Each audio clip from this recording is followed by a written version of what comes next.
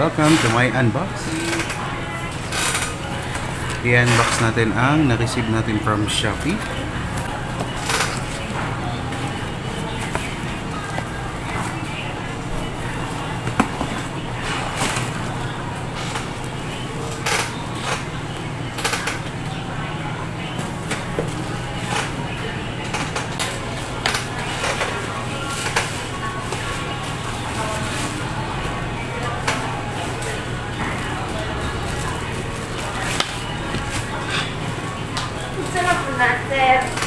Ay, daog! Daog ki eh! Ay, sorry. Meron na siya i-mute. Diyan. What's inside the box? Wapo kayo. Hard case. Shing! There you go. GoPro Hero 9. Hero 9. GoPro Hero 9. Safe and secured from Hong Kong. Correct. From Hong Kong with love. So meron tayong USB Type-C. Type-C for charging. Then meron tayong mount for helmet. Ito pala yung lock screw. And then may battery. Then yung partner ng mount para sa helmet. Yan. Uy, mali pala.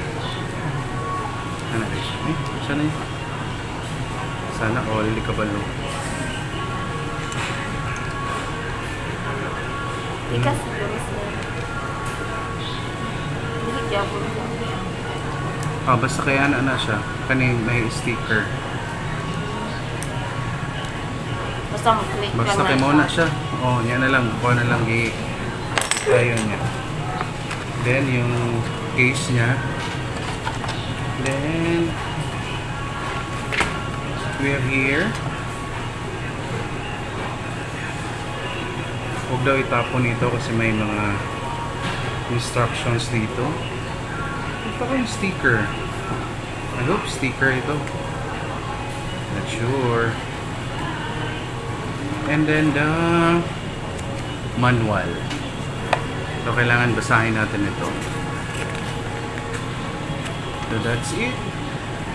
Nabili ko siya sa Shopee. I will just put the description ng shop kung saan ko siya nabili. Trusted naman yung shop na nabilhan ko. Napagbilhan pala. I'm not sure if it's working. Pero try natin.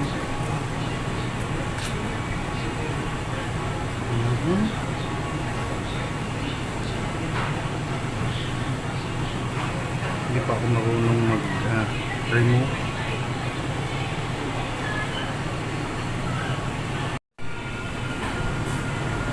Tanggalin. Roll this one.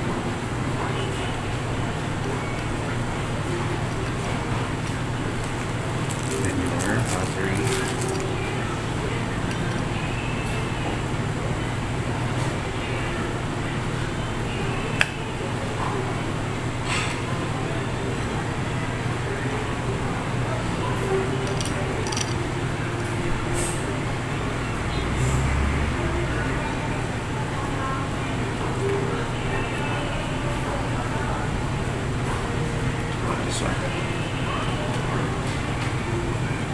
Yes.